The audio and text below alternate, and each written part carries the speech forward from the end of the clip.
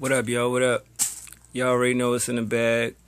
I hope y'all if y'all bought it, went to Best Buy and picked it up. Not because of it's a difference between this one and the one at Target, far as, packaging and everything. I mean, not packaging, but, the bonus shit that come with it. But the difference is it has an alternate, damn, you can't see it, but it got an alternate cover. Let's see if I can show it. Damn, you can't see it. You know what I'm saying? Far as, there you go. You gotta be, you know what I mean? Let me see if I turn the light off.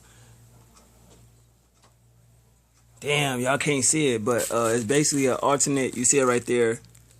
Includes the cover, because when you buy it, it'll show, like, if you lay it down, it show 50 cents, but if you pick it up, it show, the animal or whatever. But there you go. You can see it a little bit. You can see, like, his beanie he got on. You feel me? That's just crazy. I can't see that shit, yo. You definitely can see it a little bit, but yeah, that's that. You know what I'm saying? But yeah, it came out to be $15.84. You know what I mean? Y'all know how they do that whole first week, sale from this price right here. So once I think the week over with, it'll go back to this price, and it's definitely worth it. At the end of the day, you know what I mean? I said I wasn't gonna pick it up because of, let me get that out the way, money reasons or whatever, but I made a way to get it. Animal Ambition Volume 1. And as you see, you got the little tiger right there. So as y'all was wondering, the DVD is, with the videos. Brother asked me the question. You got the CD. This is the CD right here. See that little artwork? That nigga love them motherfucking guns, though. But I listened to it again last night. It's definitely cool. It got its moments. It's not... Some say it goes back to that Street 50. You know what I'm saying? Due to lack of ammo, no warning shots. You know what I mean? And this is the DVD with the videos on it. So, I mean, I would say it kind of went back to... It's nowhere near Get Rich or Die Trying 50 Cent. I would definitely say it's a mixture between The Massacre and Curtis and Before I Self-Destruct. Oh, we got like little stuff in the packaging, if I can pull it up. Alright, so you got this thing right here, 25% off any order of 99 or more. So I'm guessing, really, the offer expires tomorrow? Seriously? Wow.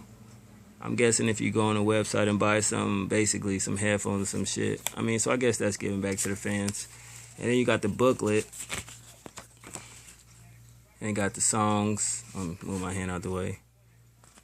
The songs and shit.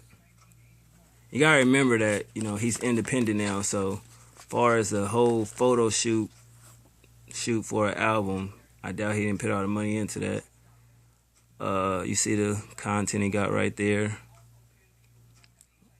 All the writings and everything. I'm not going to sit here and read it all. But as you see, this is in the shape of a gun, the words. You know what I mean? So that's pretty sick. You got to go buy it to read what it say. It's just basically about killing and everything like that. The percentage and ratios and shit like that. Track list. Of course, you got Gotti on the album, Trey Songz, Kid, Jadakiss, Mr. Probs, Gordon Banks, which sounds like, I think he was reaching for an R. Kelly record, and he definitely, I don't know the situation why he couldn't reach out to him, but dude definitely sound like a knockoff R. Kelly. No disrespect to him, but I mean, damn, unless you sound like that, you should have went for your own sound. Prodigy, Styles P, and Schoolboy Q, you know what I mean, come with 3 bonus tracks. Of course, y'all know that. And yeah, man, it definitely was a cool project. I'm just happy that what I said it would do, far as like with the Massacre, when he re-released it with the content and then the visuals for it. So definitely that's dope. I'm gonna definitely check it out. Far as everything like that, far as the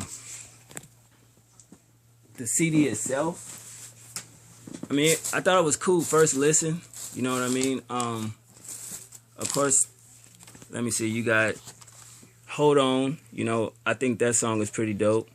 You know what I mean? I like the video for it. Of course, he got the Jimmy Henchman disc in there. The beat is hard. I like that sample in there. You know, his flow is crazy. His lyrics was hard, street. You know what I mean? So you can't go wrong with that. Then you got Don't Worry About It featuring Yo Gotti. I think that song was okay. You know what I mean? It got a nice bounce to it. Yo Gotti did his thing. Kind of a southern type beat, in my opinion. Beat was cool. I thought the hook was okay. You know what I mean? Could have been better.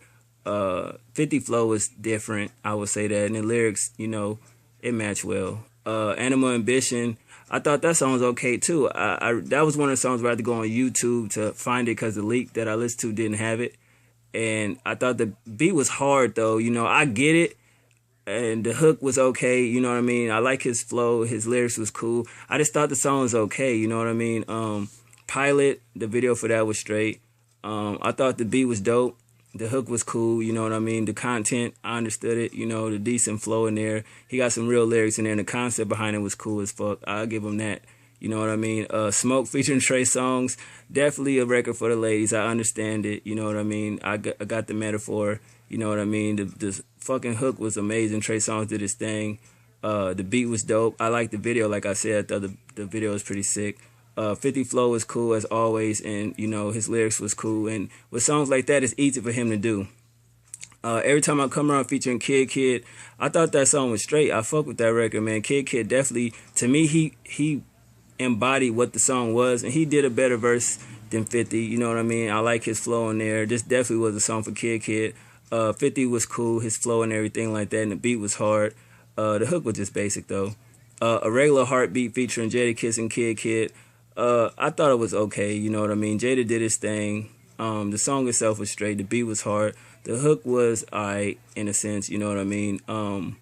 Basically just talking about motherfuckers that's scary and people that's bitches and pussy and all that shit. Jadakiss' verse was flawless in a sense, but you could see that, in my opinion, he kind of held back. Moving on to Hustler, that's my favorite joint, one of them. You know what I mean? Jazzy beat. The hook was kind of basic, baby. Basically, my bad. Basically, I think he did something similar to this before. He got that slow flow, authentic, real lyrics, you know, living in the heyday and reminiscing and shit like that. So I definitely fuck with that song. Twisted, featuring Mr. Probs. Love that record too, man. It was one of my favorites as well. Jazzy beat. The hook was smooth as fuck. And it kind of had an auto-tune type hook with it. You know what I mean? So I feel like that was a good record right there. Winter Circle, I like that. And the video. To me, that's an inspirational song featuring Gordon Banks. Just a great song. You know, it's like a celebration record, if you want to call it that. But like I said, Gordon Banks definitely sounded like R. Kelly. I would have liked if he would have reached out to R. Kelly on that record. I thought that would have been fire. But definitely a good song, you know what I mean? Chase the Paper featuring Prodigy, Kid, Styles P. The hook was kind of simplistic in a way, and, you know, the beat was cool. Prodigy did his thing. Kid yet again shined. You know, not dick riding pause, but I'm just saying, I see what 50 see in, you know what I mean, Kid. And Styles P, of course, as regular, did his thing, but could have been a better verse. Moving on to the bonus tracks, The Funeral, you know, that was one of the first tracks that came out. The visual for it is incredible. You get the content, the storytelling. Beat was dope, great sample. 50 flow, that reminded me of the old 50 right there. You know what I mean? For people that's saying like they want the old 50, definitely got it from there. Lyrics was hard, street as ever. You know what I mean? And a great storyteller. At the same time, he's a great storyteller in my sense. You know what I mean? Like one of the best. You Know, number 13. I thought it was okay. Filler could have been left off the album, in my opinion. Beat was okay. The hook was cool. His flow to me was basic on that shit, and the lyrics was decent. Just not one of the better songs. And the last song, Flip on You, my favorite fucking song on here, featuring Schoolboy Q. Schoolboy Q killed 50 on this song. Y'all can debate it. Y'all can say whatever. But to me, listen to that beat. The way Schoolboy Q rhymed on that flow pattern and everything like that, he killed that. Now I see why 50 Cent, why Schoolboy was getting mad that he held that record back, because this was the one that was supposed to be on this album, but 50 knew it was dope and he held it for his, but I see why he held out on that record. 50 Cent was cool on the record. I'm not gonna say he was whack, but Schoolboy murdered that shit. Salute to him. I love everything about it. The beat, that sample, crazy. I love that record. I listened to that shit like 5 times before I left the crib today to pick this up. Just a dope song. The hook was good. I like how they both switch it up. You know what I mean? You gonna make me flip on you. You gonna make me put this knife through you. You gonna make me empty this clip. Like, that shit was just crazy. Now, that's the 50 Cent I thought I was gonna get on this album. You know what I mean? I got a little bit of everything, but definitely what made up for it is the visuals, and I definitely will be watching those later, even though I've seen all of them. But I give this album a 7.5 out of 10. I fuck with, like, I say 10 records out of the 14. Definitely feel like out of the bonus tracks, 13 could have been left off. This definitely just could have been one album as a whole instead of the whole deluxe edition. Production, it lacked in this. You know what I mean? He didn't have the best producers on this project. You know what I'm saying? So I definitely feel like it lacked. I gave it a 7 out of 10. But 50 Cent ain't as strong as he used to be as far as music. We all know that. I think he's more of a business savage type person, but as you watch the Breakfast Club interview, he says, you know what I mean, he do the music because that's what got him where he at now, and he's able to do everything else. And so I definitely feel like, you know, with movies and TV shows and every other business venture, he's a visionary in that sense. He does get the best interviews. He's honest. He's very entertaining. He used to care about numbers at one point, but I could see that he really don't. I mean, why would he? Everything else is working for him. Now he just basically want to make music for the people, as he says, and I can respect that, you know what I'm saying? But definitely people got to understand we're not going to get that get rich or die trying 50 Cent, you know what I mean? Because when he did try to get that same aggressive content, people bashed him and said, you rich now, you doing this and doing that, why you still talking like that? And then they flipped on him, and now they saying they want that back. Fans are just fickle like that. At the end of the day, this album may flop, you know what I mean? But it doesn't really matter because he's independent. So if he do, like Envy said, 50 to 75, 100,000, you know, he good. But at the end of the day, you know, he put us all into this. Is basically him showing that he doesn't need a major label, which I don't think he does. And he's trying to rebuild the brand of G-Unit. They got a new song out over that new Drake record, 0 to 100.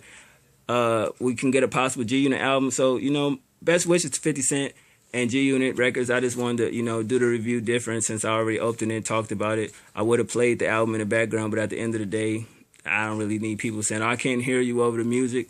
So definitely I suggest, if y'all can, go out and buy the Deluxe so you can get the videos, even though I know you can watch them, but you know how it is on YouTube, and they'll take the video off or it'll get chopped up and be weird. So at least you can have it for your own collection. Thanks for staying with me and watching this review. I hope it wasn't too long, and I'll see you on the next pickup, man. 1.